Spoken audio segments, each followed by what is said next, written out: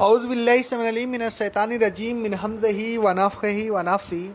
سورہ بقرہ کی آیت نمبر 158 میں اللہ رب العالمین کا ارشاد گرامی ہے، بے شک صفا اور مروہ پہاڑیاں اللہ کی نشانیوں میں سے ہیں، لہٰذا جو شخص بیت اللہ کا حج کرے یا عمرہ کرے تو اسے یہ وہم نہیں کرنا چاہیے کہ ان کا طواف کرنے سے گناہ ہوگا، نہیں بلکہ ان دونوں کا طواف کرنے سے اس پر کوئی گناہ نہیں ہوگا، یہ تو نیکی کا کام ہے، اور جو شخص بھی خلوص کے ساتھ کوئی نیک کام کرتا ہے تو اللہ اس کے خلوص کو جانتا ہے، لہٰذا اس کے نیک کام کی ناقدری نہیں کرتا، کیونکہ وہ تو قدردان ہے اور دلوں کے خلوص کا جاننے والا ہے۔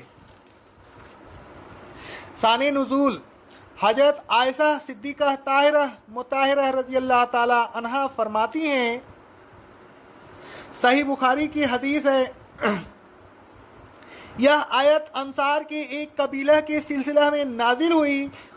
ان کے آبا و اجداد کا یہ دستور تھا کہ منات کے لیے احرام باندھتے تھے۔ یہ ایک بت تھا جو مسلل پر قدیر کے سامنے رکھا ہوا تھا۔ اس قبیلہ کے لوگ صفا اور مروہ کا طواف نہیں کرتے تھے اور اس کو گناہ سمجھتے تھے۔ جب اسلام آیا تو انہوں نے رسول اللہ صلی اللہ علیہ وسلم سے اس کے متعلق سوال کیا۔ اس وقت اللہ تبارک و تعالیٰ نے یہ آیت نازل فرمائی۔ حضرت انس رضی اللہ تعالیٰ عنہ فرماتے ہیں، صحیح بخاری کی حدیث ہے، ہم صفا اور مروہ کے طواف کو جاہلیت کی ایک رسم سمجھتے تھے۔ جب اسلام آیا تو ہم نے یہ طواف کرنا چھوڑ دیا۔ اللہ تبارک و تعالیٰ نے یہ آیت نازل فرمائی، ان صفا والمروۃ۔ صحیح مسلم کی حدیث ہے، انصار صفا اور مروہ کے درمیان طواف کرنے کو ناپسند کرتے تھے، یہاں تک کہ یہ آیت نازل ہوئی۔ حضرت عائشہ رضی اللہ تعالی عنہا فرماتی ہیں، صحیح مسلم کی حدیث ہے، انصار جاہلیت کے زمانہ میں سطح بحر پر رکھے ہوئے دو بتوں کے لیے، جن کا نام اصاف اور نائلہ تھا، احرام باندھا کرتے تھے۔ پھر وہ وہاں سے آتے، صفا اور مروہ کا طواف کرتے، پھر سر منڈاتے۔ جب اسلام آیا تو اس طواف کو جاہلیت کی رسم سمجھ کر انہوں نے ناپسند کیا۔ اس وقت اللہ عز و جل نے یہ آیت نازل فرمائی۔ الغرض، صفا اور مروہ کے طواف کے سلسلہ میں انصار دو حصوں میں بٹے ہوئے تھے۔ کچھ تو وہ لوگ تھے جو قدیر کے بالمقابل مسلل کے مقام پر رکھے ہوئے منات بت کے لیے احرام باندھتے تھے اور صفا اور مروہ کا طواف نہیں کرتے تھے، بلکہ اس کو گناہ سمجھتے تھے۔ ان لوگوں نے رسول اللہ صلی اللہ علیہ وسلم سے سوال کیا تو یہ آیت نازل ہوئی۔ کچھ وہ لوگ تھے جو سطح بحر پر رکھے ہوئے دو بت اصاف اور نائلہ کے لیے احرام باندھتے تھے، پھر صفا اور مروہ کا طواف کرتے تھے۔ جب اسلام آیا تو انہوں نے صفا اور مروہ کے طواف کو ایام جاہلیت کی رسم سمجھا اور گناہ سمجھ کر طواف کرنا چھوڑ دیا۔ اللہ تبارک و تعالیٰ نے ان کی تردید میں یہ آیت نازل فرمائی۔ یہ دونوں واقعے بیک وقت پیش آئے اور ان دونوں قسم کے لوگوں کی اصلاح کے لیے اللہ عز و جل نے یہ آیت نازل فرمائی۔ اللہ تبارک و تعالیٰ نے فرمایا، صفا اور مروہ اللہ تبارک و تعالیٰ کی نشانیوں میں سے دو نشانیاں ہیں، لہذا ان دونوں کے درمیان طواف کرنا، جیسا کہ انصار کی دو جماعتوں کا خیال تھا کہ گناہ ہے، صحیح نہیں، بلکہ ان دونوں کے درمیان طواف کرنا تو ایک نیکی ہے، اور جو شخص بھی خلوص کے ساتھ کوئی نیک کام کرتا ہے تو اللہ تبارک و تعالیٰ اس کی قدردانی کرتا ہے، کیونکہ وہ شاکر ہے اور اللہ رب العالمین اس کے خلوص سے بھی بخوبی واقف ہوتا ہے، کیونکہ وہ علیم ہے۔ الغرض رسول اللہ صلی اللہ علیہ وسلم نے صفا اور مروہ کے درمیان طواف کر کے اس متردد رکن حج کو پھر جاری کر دیا۔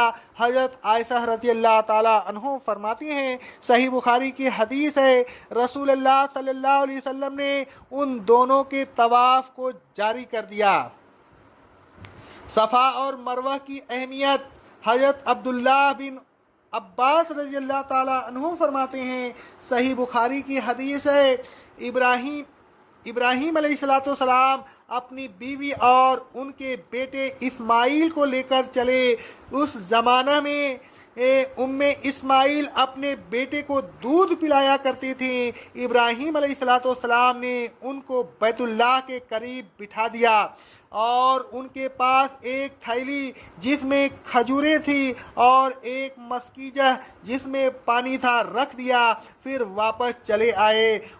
اسماعیل اپنے بچہ کو دودھ پلاتی رہیں اور خود پانی پیتی رہیں، یہاں تک کہ پانی ختم ہو گیا۔ پھر انہیں پیاس لگی اور ان کے بچے کو بھی پیاس لگی۔ وہ اپنے بچہ کو دیکھ رہی تھی کہ پیاس کی وجہ سے تڑپ رہا ہے۔ انہوں نے اسے تڑپتا ہوا دیکھنا پسند نہیں کیا، لہذا وہاں سے چل کھڑی ہوئی۔ انہوں نے دیکھا کہ ان کے قریب اس جگہ سے سب سے زیادہ نزدیک صفا پہاڑی ہے۔ وہ اس پر چڑھیں اور کھڑی ہو گئیں۔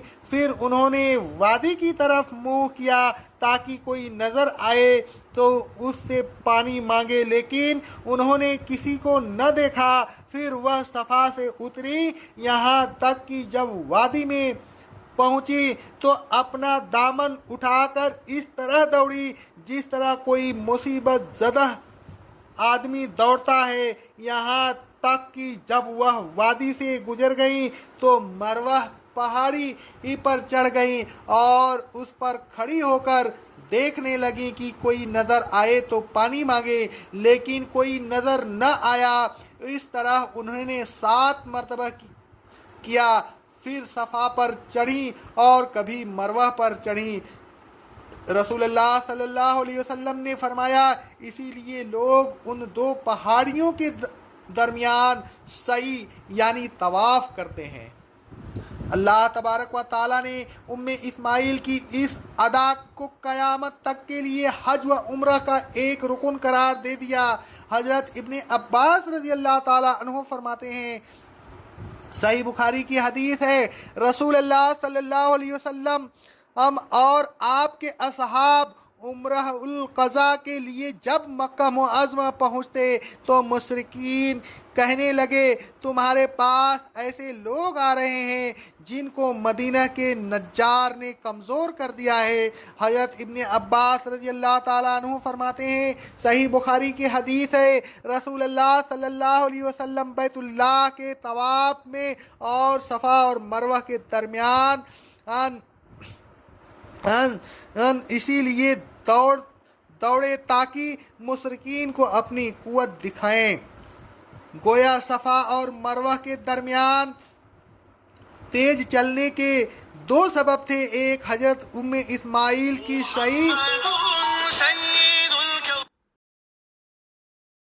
کی ادا کو باقی رکھنا، دوسرا مشرکین کے سامنے اپنی قوت کا مظاہرہ کرنا۔ ان دونوں اسباب کی بنیاد پر آج تک مسلمین کا یہی دستور چلا آ رہا ہے کہ وہ سب جب حج یا عمرہ کرتے تو صفا اور مروہ کے درمیان وادی میں دوڑتے۔